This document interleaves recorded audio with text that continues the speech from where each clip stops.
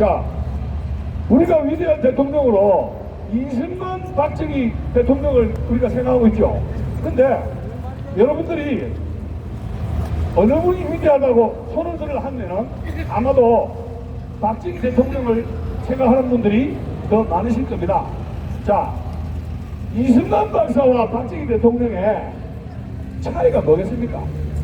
어느 차이가 있다고 봐요. 다 두 분 다 위대한데 박정희 대통령을 더 위대하다고 한다면 그거 어떤 점이겠어요? 한번 말씀해 보세요. 왜? 이승만 대통령은 우리나라의 자유민주주의 체제 시장 경제를 위해서 건국 대통령. 네. 그다음에 박근혜 대통령은 국 강경의 정책. 그래서 지금 제가 그 두 분을 이제 공부를 좀 한 편인데 이 차이가 있습니다. 배고픔을 해결하지 못했죠. 이승만 박사는 배고픔을 해결하지 못했죠. 미군을 끌어 그렇지만 백성들에게 어떻게 배고픔을 면제해 줄까? 경제에 대한 지식, 경제 공부 이것이 뒤떨어졌던 겁니다. 박정희 대통령께서. 그래서 이 박정희 대통령이 이승만 대통령보다도 뛰어났던 지식이 두 가지가 있습니다. 하나는 뭐예요? 경제 문제죠. 경제 공부를 많이 했다는 거. 둘째 뭐냐면은 국가 이익에 대해서 치열하게 고민했다는 게. 그것이 박정희 대통령이 이승만 대통령보다도 더 위대한 점인데, 국가 이익에 치열하게 고민했다 하는 것은 제가 이야기했죠. 박정희 대통령의 위대한 점은 65년 한일협정 체결을 한 것인데 그것은 전략적 마인드가 아니면은 그것은 할 수가 없다는 이야기예요. 그래서 제가 좀 볼 때 이승만 대통령, 박정희 대통령이 이승만 대통령보다 위대한 것은 여러분 알다시피 손자병법, 군대 가면 손자병법을 연구하지 않습니까? 손자병법을 공부한 사람과 하지 않은 사람, 저는 그런 차이다, 그런 생각을 하게 됩니다. 그 당시에 이 농촌 문제가 왜 이 지도자가 이렇게 농촌 문제를 고민해야 되느냐 하는 점을 제가 좀 보충 설명하게 되면은, 여러분 지난 시간에 제가 월남전 이야기를 했지 않습니까? 월남전에 박정희 대통령이 전략적 마인드로서 참전하면서 우리나라 산업화에 물꼬를 떴다. 누구도 못합니다. 자, 그 다음에 월남이 왜 공산화됐느냐, 여기에 중요한 모먼트가 있습니다. 월남의 농촌이 빼뜨고기의 기지가 됐죠. 공산주의자들의 기지가 된 것이 어떻게? 이 태우 대통령이 월남의 농지개혁에 성공했다, 실패했다? 실패했다. 카톨릭 신자들에게 특혜를 주고 지주계급을 정리하지 않고 뭐요? 농촌 사람들을 빈궁 상태에서 해결하지 못했다 이야기야. 거기에 베트공들이 압력을 하게 된 거예요. 농촌 계획을 못했다. 그래서 월명은 공산화되었다 이야기야. 그러면 우리가 아시아 대륙을 들어가서 중국 왜 모택동에 의해서 공산화가 됐습니까? 장개석이가 100만, 200만 대군이 있었는데 왜 국공합작을 통해서 모택동에 했어요? 중국 인민들이 모택동 손을 들어줬습니까? 거기에는 어쨌습니까? 농지개혁. 모택동은 중국을 공산화시키기 위해서 어떻게 해요? 농촌을 공산주의자들의 진지를 구축하게 됩니다. 마요즘 농지개혁을, 지주개혁을 정리하고 농민들에게 농토를 돌아해준다. 그런데 여기서는 소유권을 준 게 아니라 경영권을 허용한 것이죠. 그것도 대단한 계획이죠. 자, 그것을 모방한 것이 북조선 김일성이가 어쨌습니까? 46년, 47년에 토지개혁한 거 알죠? 북조선 임시위원회 해서 임시위원장 완장을 차고 46년에 토지개혁을 했습니다. 46년 봄에 김일성이가. 자, 그런데 우리나라 남쪽에 대한민국 49년에 6월달에 이승만 대통령은 그 소문을 들었죠. 이거 농지개혁 미루다가는 농토가 농지에 농토 농민들이 뺄게 됐다. 이거 큰일 났다. 해서 6.25 전쟁이 일어나기 1년 전에 이승만 대통령이 용단에 의해서 농지개혁이 이루어진 겁니다. 자, 그렇기 때문에 자 6.25 전쟁만 눈 돌아가는데, 자, 인민군이 독재 괴뢰군이 서울에 와가지고 이거 서울에서 잔치판을 벌릴 때 박헌희가 뭐라 했습니까? 30만 명, 50만 명의 남로당들이 완장 차고 일어나니까 서울만 장악하죠. 그랬는데 전 인민의 봉기가 일어나지 않은 이유는 뭐냐 하면은 농지 개혁을 했기 때문에 농민들이 인민군 계례군에 동조를 하지 않았다는 사실. 이렇게 농지 개혁은 굉장히 중요한 의미를 가졌다는 사실입니다. 여러분 저 필리핀 알죠? 필리핀이 6.25 때 우리나라의 군대도 파병하고 우리나라에 쌀도 갖다 준 게 필리핀입니다. 근데 지금 우리나라 사람들이 필리핀 가가지고 장사도 하고 뭐 이렇게 하는 사람도 많아요. 그런데 지금 필리핀이 엉망된 거 알죠? 마약 때문에. 그죠? 왜 지금 이 필리핀이 나라가 망했느냐? 농지 개혁에 실패를 했어요. 민주화가 안 됐다 이야기예요. 그래서 자, 농지 개혁에 성공한 것은 자유민주적 방식으로 성공한 것은 일본 빼고 대한민국이 동남아시아에서 유일하다는 사실입니다. 여기서 우리는 자부심을 가져야 돼요. 그런데 자, 농민들에게 이 열심히 일하면 잘 살 수 있다. 그런 것이 바로 새마을운동의 부르준 제시한 것이 박정희 대통령입니다. 그래서 빈곤의 악순환을 끊어야 되겠다는 이야기죠. 64년 1월 1일 달에 박정희 대통령이, 박정희 의장이 64년 대통령 선거를 해가지고 대통령이 되고 그 다음 해에 연두 기자회견을 합니다. 해에 64년 1월 1일 달에 이런 이야기를 했습니다. 정치인들이 우선 해야 할 일은 모든 동포가 다 같이 먹고 살 수 있는 방도를 강구해 주는 일이다. 얼마나 배가 고파서 일어나 합니까? 정치인들이 우선 해야 할 일은 모든 대한민국 국민들이 다 같이 먹고 살 수 있는 방도를 강구하는 일이다. 64년 대통령이 된 1월 1일 기임사 이야기입니다. 자, 그 다음에 또 이런 이야기예요. 하나는 팔자 소관이 아니라 부지런히 일하면 물리칠 수 있다. 이런 이야기 하겠습니다. 그래서 새마을운동은 일종의 그냥 잘 먹고 잘 사는 게 아니라 우리 대한민국 국민들의 대약진 운동으로 전개되었는데, 흥미로운 것은 이 민중들의 대약진 운동은 이미 북한에서 60년대, 70년대 북한의 김일성이 주도한 3대 혁명 소조운동 있었고, 60년대, 70년대 중국의 모택동 문화 대혁명이 있었습니다. 그런데 한국, 북한, 중공 중에서 어느 나라가 성공했습니까? 대한민국입니다. 박정희 지도력 아래서 자유민주주의 체제 하에서의 이 새마을운동이 공산세계의 이런 대중약진운동에 비해서 훨씬 잘 살게 되는 기반을 마련했다 하는 점. 그래서 이 60년대 초에는 박정희 정부는 국민 재건운동을 했어요. 그런데 주체가 실종되면서 실패를 하게 되고 70년대 초에 이르면서 성공의 기반을 마련하게 됐던 겁니다. 그 성공의 기반은 뭐냐면 지도력, 박정희 대통령이 새마을운동에 대한 지침을 내린 것, 지도력, 그 다음에 지방 공무원들이 헌신적으로 지원한 것, 그 다음에 농촌 지도자들, 이렇게 삼위일체에서 성공하게 됐는데, 핵심적인 것은 잘 살기 경쟁이죠. 잘 살기. 근데 그냥 잘 사는 게 아니라 지금 박원순 시장이 청년 실업수당 그게 얼마짜리입니까? 30만 원입니까? 50만 원입니까? 이거요, 박정희 대통령이 살아계시면 이거 폐물을 흘립니다. 예?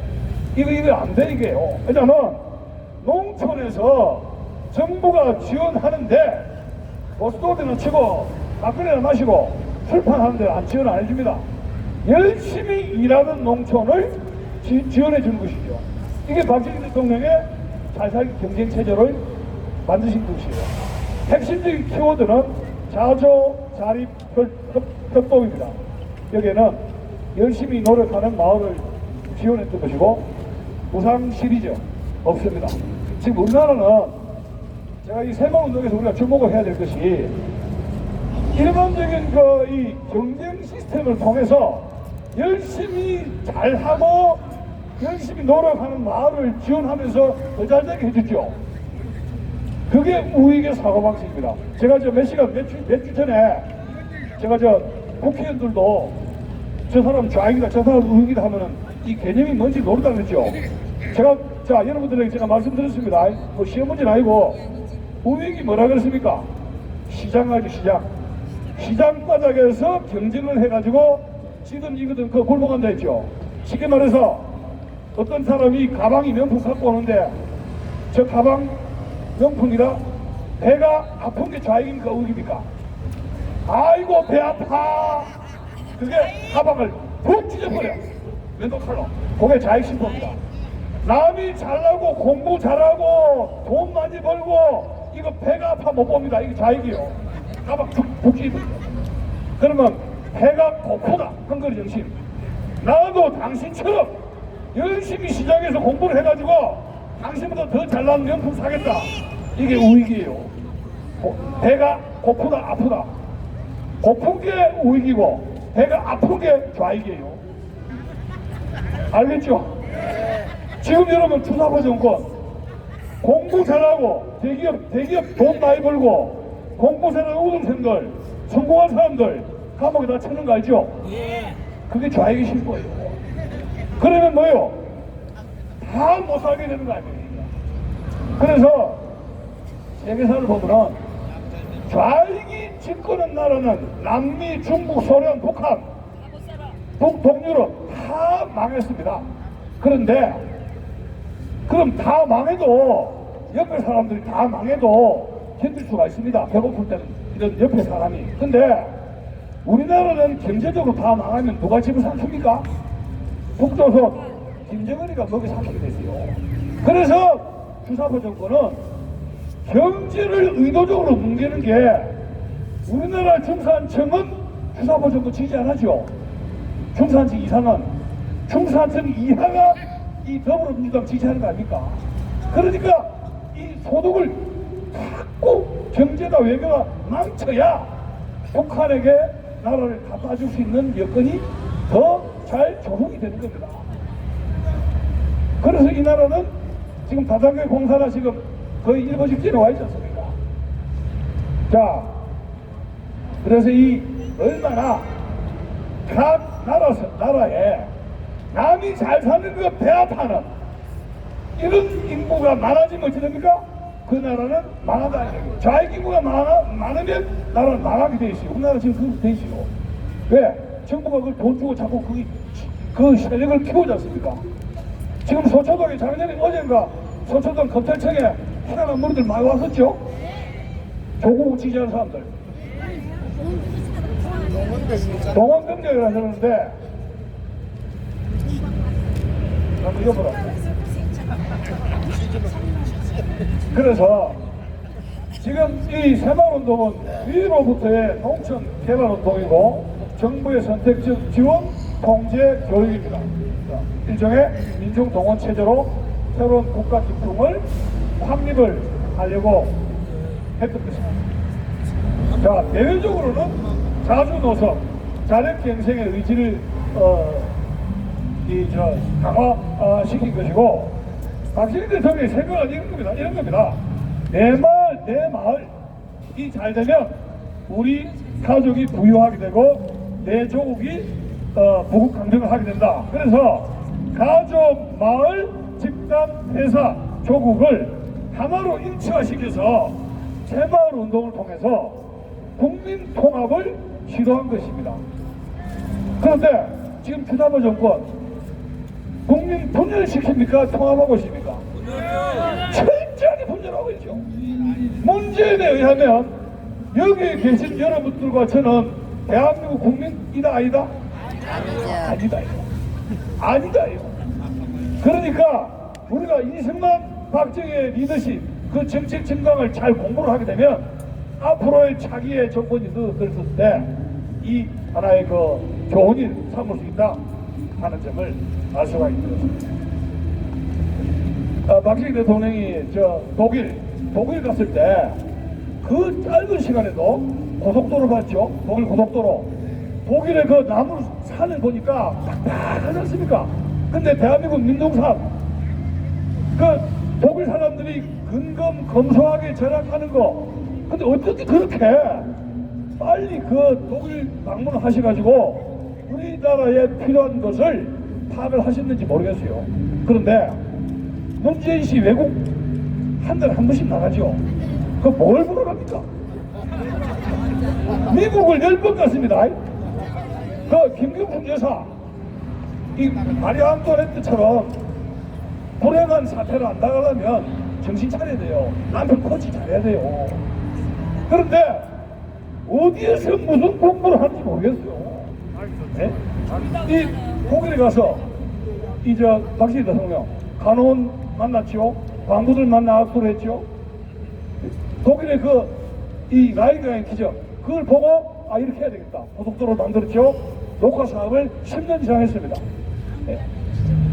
지금 이 새마을운동을 끝내고 이제 경제 성장률에 대해서 이렇게 자세히 말씀드릴 수는 없는데, 대충 보면은 도시를 중심으로 한 경제 성장률이 올라가다가 새마을운동이 성공하고 나서는 어떤 분야에서는 농촌이 도시의 어떤 가구보다도 더 많은 소득이 올라가는 것을 느낄 수가 있습니다. 이게 뭐 이게 제가 이 독도를 보여줄 수가 없구만요. 박정희 대통령의 농업에 대한 인식이 굉장히 중요한 것인데, 구미에 아주 비난한 농민 출신입니다. 제가 오늘 오면서 박정희 대통령이 18년 동안에 담아온 어록을 쭉 좀 읽어봤어요. 오늘 탑박했기 때문에. 근데 참 놀랍습니다. 이분이 10대, 20대 독서를 많이 했는데 가장 많은 위인전을 읽은 것이 이수진 전기하고 나폴레옹입니다. 이수진과 나폴레옹. 그 다음에 국민학교 때는 1등입니다. 그런데 중고등학교 가서 이제 성적이 좀 떨어지고 그랬는데 나중에 다시 이제 대구 사범학교 가가지고 다시 이제 수석을 하게 되는데 이런 이야기를 하고 있어요. 경제 기반이 있어야 민주화할 수 있다. 경제 기반이 있어야 민주화할 수 있다. 자, 여러분 고르바초프의 소련의 페레스트로이카지 뭐 이런 트로이카 개혁개방 정책 고르바초프가 실패한 거 알죠? 왜 실패했습니까? 민주화와 개혁개방을 동시에 했죠. 실패했습니다. 소련이. 그리고 중공은 정치 개혁 안 하고 경제만 개혁했죠. 경제만. 시장만 고픈했습니다. 그래서 간신히 이제 반대막 됐는데, 경제 기반이 있어야 민주화할 수 있다. 그래서 결국은 박정희 정부 시절하고 정권 정부 시절을 거치면서 경제 기반이 달성돼 가지고 중산층이 두터워지면서 우리나라는 민주화되었던 것이죠. 그것은 우리가 잘 인식해야 될 것이고, 62년 1월 1일 달에 이런 이야기 했습니다.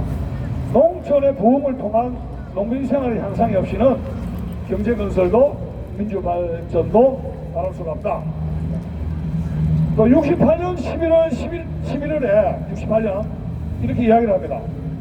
내가 살았을 때 잘 살아야지, 내가 죽고 난 뒤에 자손들이 잘 살면 못하냐, 이런 국민이면 살아있을 가치가 없다.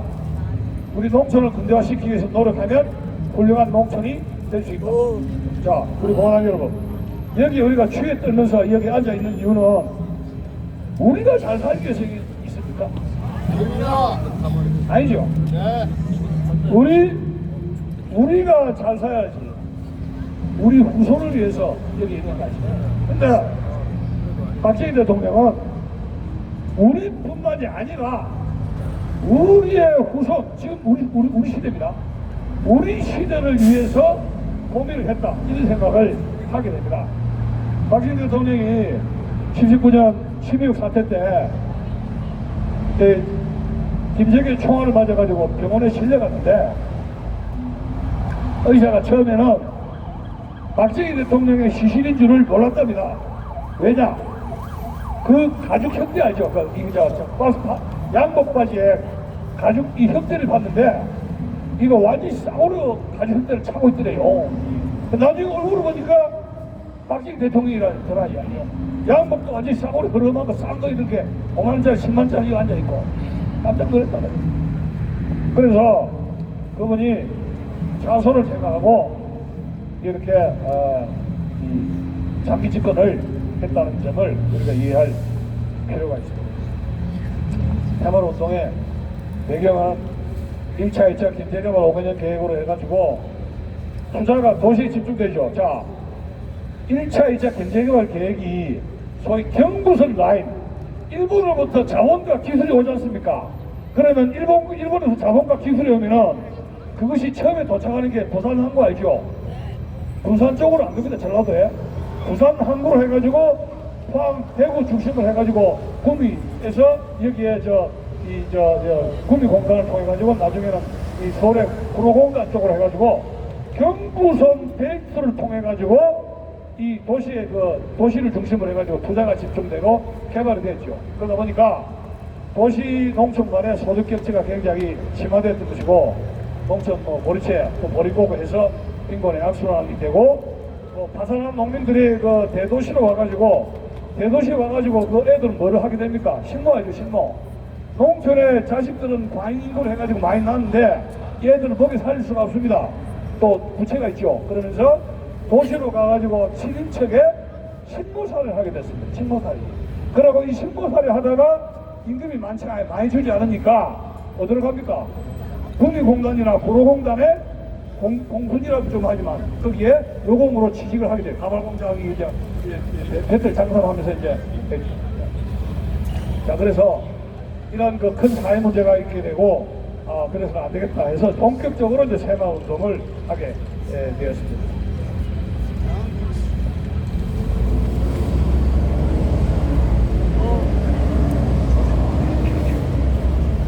추진 방향은 자조 자립 정신을 함양하는 것이고 처음에는 농산품 이제 가공 공장을 했던 것이고 지원 원칙은 개인이 아니라 마을 단위로 지원했고 경쟁 체질 도입해서 자립 의지가 있는 곳을 우선적으로 지원하는 것입니다. 자, 문재인 정부가 이 사람들이 사회주의 이 나라를 공산화로 만들겠다는 증거대라 이 이야기죠. 증거대라 이야기합니다. 자익들이. 그럼 여러분들이 그 자익들한테 가서 이런 이야기합니다. 대한민국의 시장을 없애고 경쟁체제를 뭉개는 것이에요. 경쟁체제를. 그냥 막 돈을 주는 거 아닙니까? 막 돈을. 그래서 이 경쟁체제를 없애고 시장을 없앤다는 건 뭐예요? 국가가 시장을 없애고 경쟁체제를 없앤다는 것은 이것은 사회주의화를 한 것이다. 이렇게 이야기를 하시면 되는 것입니다. 여기 새마을운동에 대한 직접적인 계기는 69년도 10월 달에 이제 경북에 이제 청도 수해지구를 방문해가지고 마을의 생활 거주 환경을 개선하는 걸 목격하면서 이제 새마을운동에 대한 모멘트를 아이디어를 얻은 것이고 처음에 과잉 시멘트를 무상 공급을 해서 마을당 이제 335포를 주가지고 이런 우물이나 하수도 대방시설, 공공시설 개선하는 방법으로 이제 마을에 시멘트를 무상으로 공급을 하면서 거주 환경, 공공시설 확충을 하고 하면서 거주생활 조건을 개선을 하게 되고 많은 다리를 놓게 되고 그 다리 건설을 왜 하냐면 경운기를 사용 가능하게 해서 하게 하고 또 이제 농업의 기계화를 추진을 했던 것이죠. 그래서 이제 70년대 초에 이제 여러 단계, 1단계, 2단계, 3단계 이제 단위별 이렇게 나오게 되는데, 뭐 통일교라든가 이거는 제가 이제 자세히 이야기하기는 좀 힘드니까 1단계, 2단계, 3단계로 쭉 나누게 되는데, 이제 소득 증대가 이루어지고, 그리고 환경도 개선되고, 소득 증대 쭉 나오게 됩니다. 3단계는 이제 77년부터 79년 사이라 되고, 많은 소득이 개선되고, 또 이제 이모작에서 3모작 가서 이제, 산도, 배, 감, 나무 감, 귤 해서, 제주도 여러분도 알다시피 귤나무, 처음에 이제 제주도가 저렇게 귤 공장이 귤 나는 것들이 많지 않았습니다. 그래서 박정희 대통령이 직접 제주도 가셔가지고 귤나무를 심으라고 이렇게 하셨다고 그래요. 자, 그래서 여러 가지 면에서 이제 한 10년 동안에 이 새마을 사업이 이제 크게 이제 성공을 하게 되는데, 그냥 지도자들이 이러자 저러자 하는 게 아니라 마을회관을 건설해가지고 마을의 발전 계획을 토의하고 자치 공동체를 만들고 오늘날의 지자체 민주주의 학습 과정을 거쳤다 하는 사실입니다. 그리고 이제 분여자들도 동원을 해가지고 참여민주주의요 밖에 나오게 해가지고 뭘 하게 했냐면은 여러분 알다시피 그 마을에 가면 고스톱 화통 알지 않습니까? 화통, 노름 도박도 근절하는 운동을 하게 되고 또 이제 그 저축 잡내 운동도 하게 되었습니다. 그래서 이것이 잘 되니까 도시의 새마을 운동, 도시에 영향을 주면서 도시 새마을 운동으로 확대가 됩니다. 도시의 그 도시 환경, 교통 개선, 또 쓰레기 처분, 또 특히 이제 그 줄서기. 지금 여러분들 우리나라는 줄서기가 잘 돼 있습니다. 그런데 여러분들 잘 아다시피 우리 어릴 때 중학교, 고등학교 극장 가면 안표 장사이고 쇠치기 알죠? 호스팔라면 쇠치기. 그것 때문에 엄청나게 싸웠습니다. 네. 그 쇠치기 가서 얼마나 많이 썼습니까? 그러니까 그 줄서기 운동도 이 도시 새마을 운동에 영향이 있습니다. 농촌이 이제 전기 공급이 되고 점차적으로 이제 텔레비라든가 가전제품이 들어오게 되고 그런 것도 다 새마을 운동으로 하게 되고 네. 새마을 운동 통해서 이제 농촌 청년들의 이동 현상도 가속화 됩니다. 전기 수요도 이제 급증하게 되죠. 네. 식량도 증산이 되는데 지금 우리나라는 이제 쌀이 남아도입니다. 쌀의 자급자족이 77년부터 되었다. 그 유명한 아마 통일부 있었고 녹색혁명이 있었죠. 쌀의 자급자족이 있었고 단위 면적당 생산량이 세계 제1위가 된 것이 1977년입니다. 아마 여러분 젊은 사람들은 쌀 이거 자급자족 당연한 게 아니냐 이런 생각을 하겠지만 천만의 말씀 1977년 새마을운동을 통해서다. 그리고 또 한 가지는 산림녹화사 독일에 가서 보고 10년 이상을 산림녹화 사업을 하셨고 이제 그린벨트를 해가지고 이런 그 녹화지대를 산림을 보호하기 위해서 묶어놨는데 지금 뭐 김영삼, 김대중, 노무현 다 풀었죠? 다 풀었어요. 여러분 김해평야 알지? 김해평야. 김해평야가 아파트가 들어서면서 그 평야들이 다 없어졌습니다. 여러분 저 부산 사람 손 들어보시오. 부산 해운대 오신 분 알죠? 해운대. 제가 어릴 때 해운대 세계적인 해운대 국제적인 관광 명소입니다. 그런데 지금 해운대 백사장이요 수영을 할 수가 없습니다. 왜? 호텔이 들었어요. 호텔이 그 금사라기 같은 해운대 백사장에 들어서 가지고 그게 아파트 단지가 되어버렸어요.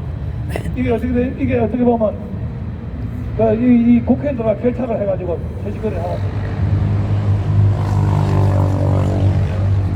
새마을 지도자를 육성을 했던 것이고 그런 이런 새마을 지도자가 육성이 되어서 오늘날 지자체에 민주주의 할 수 있는 이러한 기본적인 기초가 마련되었다 하는 점입니다.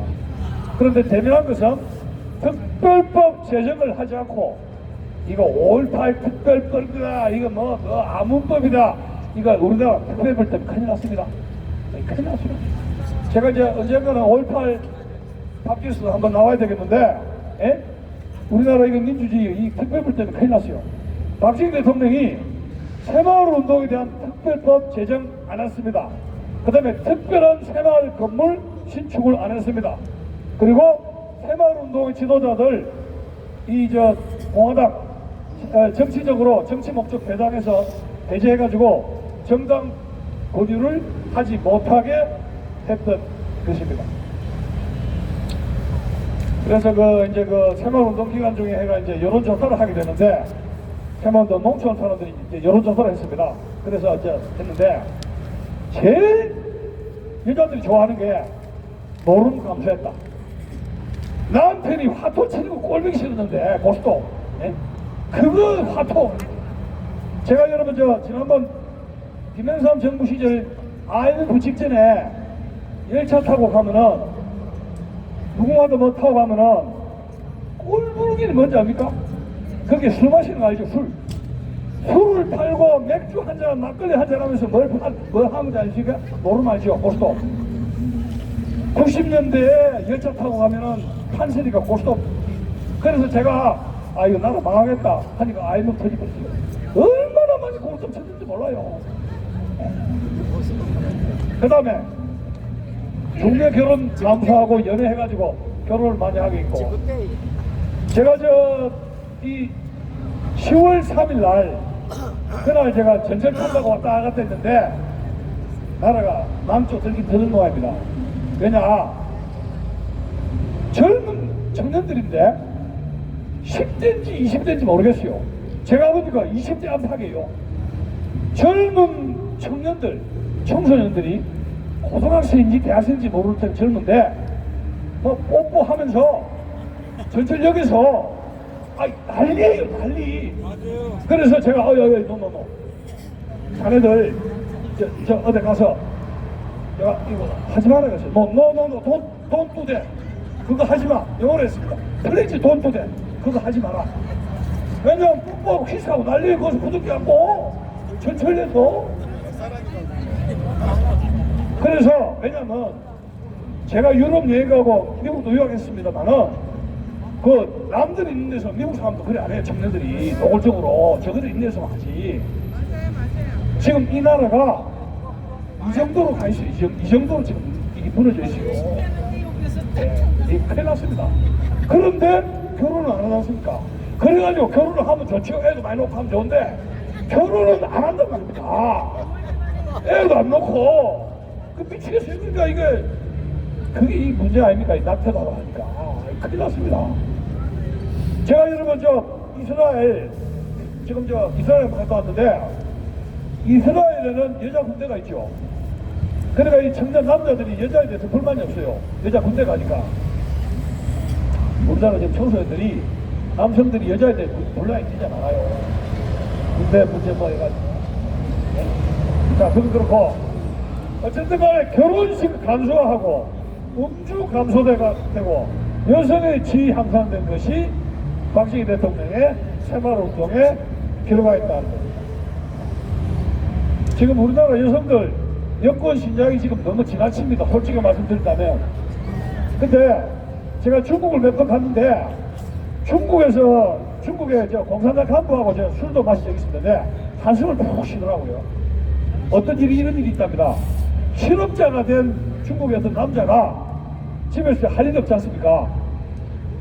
여자는 중국 지방의 성의 공산당 간부입니다. 마누라가. 남자가 실업자입니다. 그럼 할 일이 없잖아요.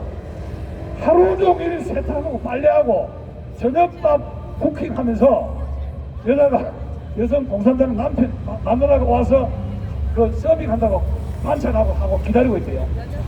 중국에서도 남자 여자 역할이 역전됐다 그래요. 네.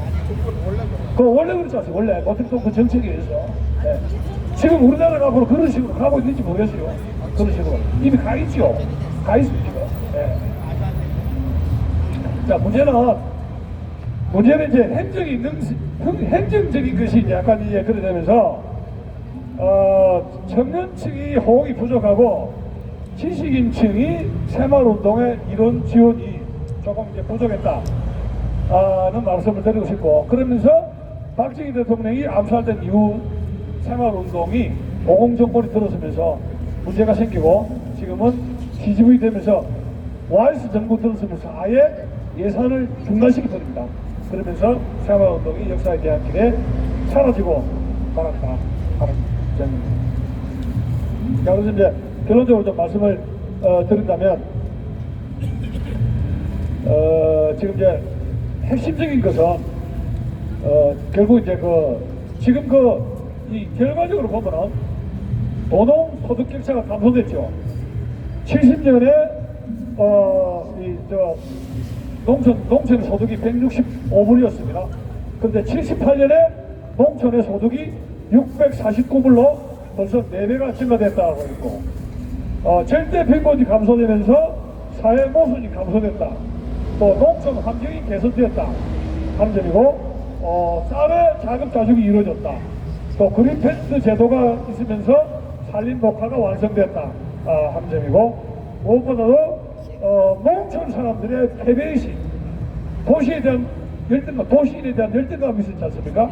그런 데에서 자신감을 회복되고 도시와 농촌이 새로운 운동을 통해서 우리 국민이 하나가 되었다는 겁니다. 지금 여러분, 박정희 대통령은 그 어떤 특정 지역이라든가 특정 농촌이라든가 이런 것을 편애하거나 그러진 않았습니다. 그런데 박정희 대통령 이후의 정치 지도자들은 자기 자신이 노골적으로 뭐예요? 적을 만들지요? 적을 만들지 않습니까? 지금 문재인 씨가 그러고 있죠? 아예 우리는 국민으로 인정을 안 해요. 그래서 우리가 3.15 운동에서 정치 지도자는 국민 통합을 위해서 고민하는 그런 것이 위대한 대통령이 아닌가 그런 생각을 하게 됩니다. 그래서 여기 지금 우리나라 이 과제가 뭐냐면은 지금 우리나라 국민들이 근로정신이 결여되어 있지 않습니까? 외국인들이 이슬람 들어있죠. 중국 조선족 들어있죠. 중국인들 짧게 들어있죠. 이거 지금 이 3기 업종을 해가지고 제조업 분야에서는 외국인들이 다 점령을 하고 있습니다.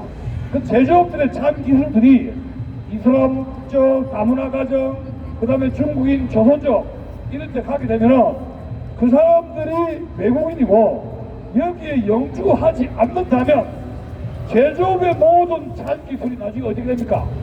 사장되거나 외국으로 가게 되죠.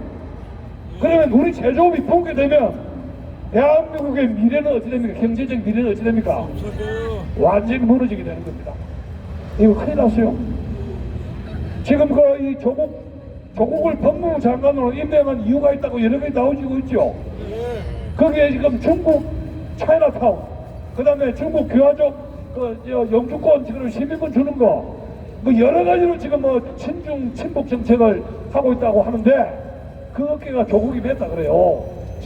친중 정책에서 한국에 있는 조선족이라든가 중국인들 영주권을 주는 법적인 장치, 이것을 촉대낸 것이 조국 법무부 장관이 한다 그렇게 하고 있지 않습니까? 그리고 크랭크라는 데 대해서 크랭크 거기에 재단에 6천억 원이 중국 자금이 투입되도록 약정서를 썼다. 이거 무시무시한 이야기입니다. 그래서 이 젊은이들이 100만원, 150만원짜리 일 안 하라 그럽니다. 일 안 하라 그래요. 눈이 하늘까지 올라가 있지 않습니까? 그래서 이 국민들의 근로정신을 어떻게 할 것인가. 이게 지금 유럽에서도 노동력 부족을 메꾸기 위해서 이슬람족들을 풀었죠. 그런데 이슬람족을 차별하니 뭐니 해가지고 런던에서 폭탄살이 일어난 거 알죠? 왜 우리를 차별하느냐? AC18 해가지고 폭탄살이 있는데 이거 독일에도 터키족이 100만 명 이상 가 있어요. 근데 이 이슬람족은 개종 안 하죠. 이 우리나라도 이거 참 이 외국인들 문제 심각합니다. 이 안산에서는 한국만 안 하고 안산에서 외국인들은 굉장히 많습니다. 안산 한번 가보세요. 네. 그래서 외국인 노동자 문제 심각하다 하는 점이고, 또 여기에다가 정부가 주 52시간입니까? 강제로 해가지고 제조업 분야 같은 경우에 일을 하다가 말다가 지금 그런 상태입니다. 또 정부의 그 지나친 사회보장제도 실업수당을 주면서 나라가 거의 이제 사회주의화되고 베네수엘라식으로 해가지고 지금 놀고 먹는 이런 실업수당이다 뭐 수당이다 해가지고 수당으로 먹고 지내는 이런 사회주의자로 이렇게 이제 배부른 것처럼 무슨 돼지처럼 말이죠. 국민들을 그렇게 돈으로 해가지고 일은 안 하는데 나라를 그런 식으로 해가지고 재정 파탄으로 몰고 가는 그런 현상이 지금 처해 있습니다. 그래서 지금 우리가 제가 이번에 지금 제가 추석 이후에 전국에 보니까 지금 우리가 이 10월 9일도 총동원령 내리는데 지금 우리 전국이요 굉장히 안심할 때가 아닙니다. 왜냐? 지금 트럼프 대통령은 재선에 목을 맸거든요. 거기에다가 지금 탄핵 사태 해가지고 그거 국내 정치에 지금 눈이 뒤집어져 있어요. 그런 상태고, 그래서 지금 이 정권이 10월 3일하고 해서 지금 청와대가 지금 조용한데, 저 사람들이 카운터 어택, 지금 반격 작전이 있습니다. 지금 민노총이 하는 거 말고, 자, 제가 저 2달 전에 예언한 게 있습니다. 정리는 아닙니다만은, 6, 7, 8 우리 공화당이 광화문 광장을 독점했죠. 근데 지금은 자한당 들어있고 탈북자 텐트 들어있고 지금 저 정광훈 목사 텐트 들어있죠. 지금은 우리 독기가 광화문 독점이 아니라 이 다국적 군대가 들어있지 않습니까? 유해군 메갈라스 메가더 들어오듯이. 그런데 자, 여러분 생각하십시오. 6.25 전하고 아주 우리사합니다. 인천 10월 3일은 이거 인천 상호작전 한 거 아니죠? 인천 상호작전. 이 인천 상호작전 했답니다. 근데 북한으로 올라가다가 김일성이가 항복했습니까? 안 했죠? 문재인 항복했습니까? 문재인이가? 항복 안 했죠? 자, 그러면 요거만 이야기 마칩니다. 민노총인지 뭐 제가 끌어들여가지고 소천적에서 난리를 폈는데 저게 역부족 아닙니까? 그러면 이 문재인의 카드가 뭐냐는 이야기입니다. 이게 만만치 않습니다. 우리가 뭐 100만 300 내가지고 우리가 이겼다? 천만에요. 이 주사파의 반격 카드는 제가 현재 우려가 되는데, 자, 11월 달에 김정은 알죠? 김정은을 불러들이면 어찌 됩니까? 내가 돈 멋대로 주겠다. 이 다 해주겠다. 내가 오시오. 북한은 아마에 오시오. 자, 압록강을 건너서 김일성이가 도련하고 중공에게 어택동에게 아이고 형님 살려주시오 해가지고 팽덕해가 10월 20일 날 개마고원에서 20만 명의 복권이 들어온 거 알죠? 자, 김일성이는 팽덕해를 불러들였습니다. 중공군대를. 자, 문재인은 김정은이를 부산에 불러들이려 하고 있어요. 자, 그게 안 되면 김정은에게 다시 이렇게 이야기할 수 있습니다. 트럼프 대통령하고 양쪽에 제발 트럼프 김정은 미팅 한번 더 해주시오. 미팅을 12월 달에 형님은 노벨 평화상 타고, 네? 나는 대선에 승리하고, 지금 트럼프 김정은 미팅과 부산의 김정은 미팅 방부상 이거 우리가 제지해야 됩니다. 제가 이거 무서운 게 그거예요. 이 외세를 끌어들이게 됩니다. 김정은이를. 이 카드를 막지 않으면. 그래서 내년 4월 총선 이 조국 카드가 문제인데, 다시 트럼프라든가 김정은 카드를 이용해가지고 4월 전에 한번 장난 치면은 이 총선은 노동을 치게 된다. 그래서 우리는 여러분 아실 겁니다. 6.25 전쟁이 중공 때문에 통일을 못했는데, 나중에 여러분 1950년 4월 달에 어쨌습니까? 내가 만주 폭격을 해가 어쨌습니까? 잘린 거 알죠? 잘린 거. 트럼프는 북한을 폭격할 안 합니다. 왜? 재선에서는 방해 강경책이 안 된다. 이라크에서 여러분 중동에서 군대 철병한 거 알죠? 어제 병력 빼버렸습니다. 선거에 재선하려면 내 문제에서는 군대 동원하면 안 된다. 참아 그렇게 이야기했거든요. 그렇다면 뭐냐? 협상하면서 시간 끌면서 미국은 시간을 끌고 결국은 남한 문제 이 정부는 누가 요리하느냐? 남한? 근데 FBI 국장이 20년 만에 지금 경찰청장하고 윤석열이 만나가지고 정보를 줬는지 코치를 했는지 교환하고 같이요. 더 누구를 만날지는 모르겠어요. 근데 분명한 것은 미국이 한반도 정세에 움직이고 있다. 미국이 이렇게 투자하는 게 굉장히 많은데 다단계 공산화를 월남처럼 허용하며 하는 것 같지는 않습니다. 왜? 월남은 우리나라처럼 지금 완전히 산업화된 나라 아니죠. 월남은 KTX도 없고 우리나라처럼 포항제철도 없죠. 카알기도 없습니다. 삼성도 없죠. 그렇기 때문에 이건 넘기도 되는데 대한민국을 넘기면 삼성 반도체 칼, 그 다음에 여기 엄청난 이런 핵심 기술들 이거 중국에게 넘기게 되는데 이건 용납이 안 됩니다. 그러나 이것은 우리가 어떻게 지금 홍콩 문제하고 여러분 지난번에 그 시펙스 제가 갔다 왔는데 보수연합 할 때 거기 갔다 왔는데 미국의 보수 세력이 문재인 정권에게 공개적으로 경고를 했습니다. 왜? 트럼프가 안 하니까 우리가 해야 될 해서 문재인 정권 그거 자꾸 북쪽으로 가면 가만두지 않겠다. 미국 보수 세력이 지난번 10월 3일 시펙스에서 경고를 했어요. 모두 참고가 왔었습니다. 그래서 홍콩과 한국은 세계의 공산주의자들의 최전선에 있다. 홍콩과 대한민국이 반공의 최전선에 있다. 미국 본세력이 알고 있습니다. 다만 그래서 우리 저기 이제는 미국, 일본, 우리 자유주의에게 홍콩과 대한민국은 공산화를 투쟁하기 위해서 최전선에 있으니까 우리에게 돈 뜯어갈 생각 말고 우리를 지원해라. 우리가 지원받아서 물리쳐야 될 거 아닙니까?